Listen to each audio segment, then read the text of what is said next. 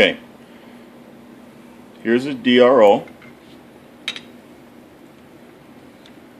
and it's going to sit. Oh, wait a minute.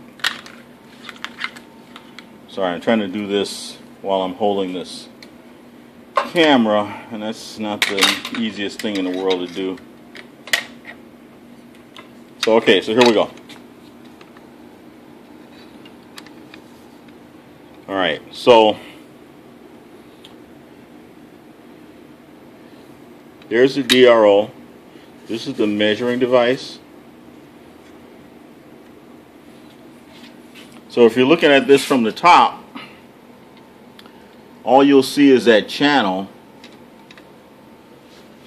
The DRO measuring device will be right underneath this channel, so there's debris and that sort of thing will not fall onto this measuring device. So see, you won't even be able to see it. I think that works out pretty good. This 1x1 angle aluminum did a great job, I think.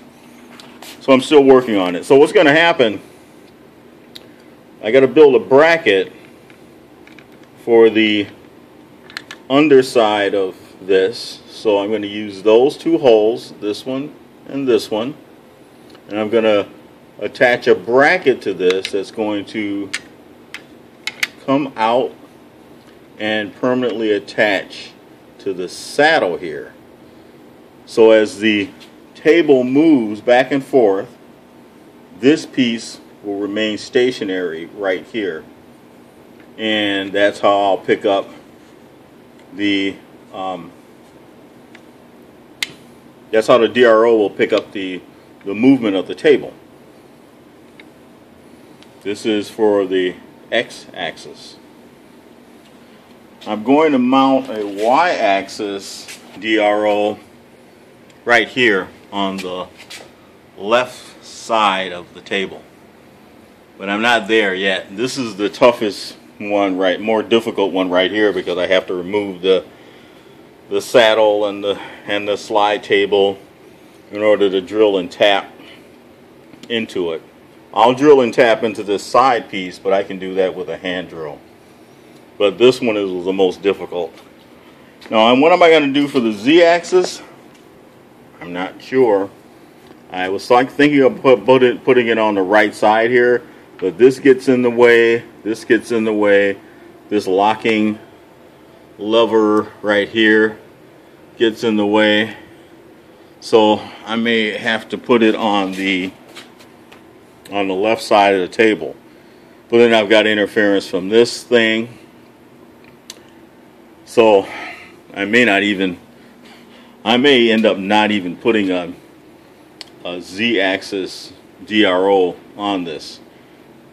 If anyone's got any solutions for how to install a z-axis DRO on one of these Harbor Freight mills, I would really appreciate it. I can't see myself removing this piece. This is where the interference is right here.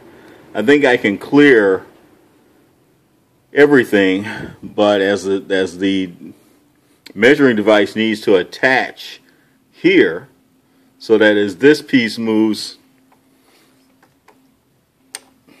up and down,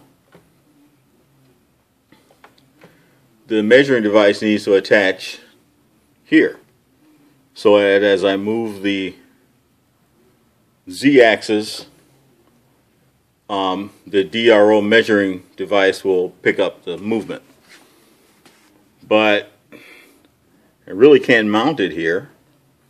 There's not a lot of room. And I don't know. Anybody got any ideas? I'm going to need this thing. This is a stop that I have, move this down from point to point to adjust the depth of the z-axis movement.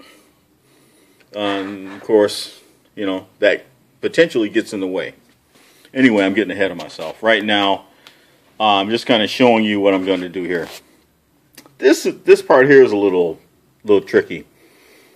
If you see that this 1x1 piece won't allow me to attach a second hole. I drilled a couple of extra holes in this because, as you see, I'm so close to this edge here for this slotted hole. So I thought I wanted a hole real, close to the top. So that's why I ended up drilling that hole. And I've drilled into the material, so that's about as far as I'm going to come down. Now the reason why I didn't put it right up against here is because notice how much clearance there is with the measuring device. 0 clearance. So by bringing this down 1/8 of an inch on both sides, let me show you that. That gives me much better clearance. See there? So now this piece can move back and forth. The table can move back and forth, and there won't be any binding or rubbing in this area right here between the angle and the top of the DRO measuring device. So that's why I brought these holes down 1/8 of an inch. Let me focus this. Yeah. So that's what's going on right there. Okay. So I think just having one mounting hole here is going to be enough. I don't really think I need another mounting position further down. I'm going to be tight here and on the other side, and I think that'll be enough. So we'll come back as I'm getting these holes tapped and drilled. I've got to find the proper hardware for here and the proper hardware to mount the angle, and proper hardware for attaching the DRO measuring device to the slide, to the saddle rather. I believe that's what that's called. Here, yeah, that's the table right here. That's the saddle. So this is the X axis. So this piece slides back and forth, and this piece remains stationary.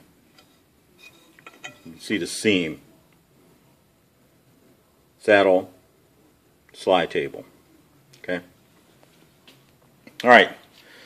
So that's where I am for now. We'll come back as I progress. You can see how this is working out. There's no real instructions for how to do this. The DRO device that I bought came with basic instructions on how to use the device. It's the iGage. Sorry for the iGage DRO. Bought these on Amazon. This one, by the way, is listed as a 12-inch DRO. Yeah, I want to talk about that. This thing is listed as a 12-inch DRO, but it's actually 17 inches long. You see, the 12-inch device literally spans the entire width of the slide table. So I'm not going to cut it down. I'm going to leave it like that, so that way I don't have any. I'm not getting too close to either end as this table is moving. But keep that in mind. If you guys are looking for these DROs, and the one you look at happens to say 12 inches, it's longer than 12 inches. It's actually 17 inches. It's 12 inches if you move the DRO device all the way over to 1 inch in. This is 12 inches between here and here. That's 12 inches. I didn't know that that's how these things were measured. Otherwise, you know, I would have bought a couple of these. I bought a 12-inch and a 24-inch. And I bought the 24-inch thinking that I would want, you know, that I might want to use it for the Z-axis. But instead, I'm going to cut it down and I'm going to use it for the Y-axis. Yeah, it's way too long, but okay. Lesson learned. I didn't feel like sending it back and waiting. I kind of want to get this thing done so I can start my project. So anyway, so here, see, here's why I'm doing this the way I'm doing it. Here's the back side of the slide table again. Here's the DRO just sitting on the slide table. See? Now, without that angle iron, this piece right here would be open for, you know, to get damaged, to get shavings drop down on it. Things might hit it, you know, as I'm mounting things on the table. So that's why I use that angle iron, that aluminum angle, rather, to, you know, just to have some protection, to keep this thing out of harm's way. Yeah, I know if I drop something on it, it's probably going to bend that angle. But, you know, that's why, one of the reasons why I set this up, to have some spacing between the device and the top of the angle, so that in case there's anything, you know, that bumps it, I'll have a little bit of play, a little bit of room, a little wiggle room, so in case there's any, you know, bending of this thing, it won't, you know, absolutely, you know, ruin the show for me. So I'm doing this by ear, no instructions whatsoever, kind of figuring out as I go. So that's where I am right now. So I'll come back after we make a little bit more headway, and you can see the progress of this thing. Okay? Thanks. See you later.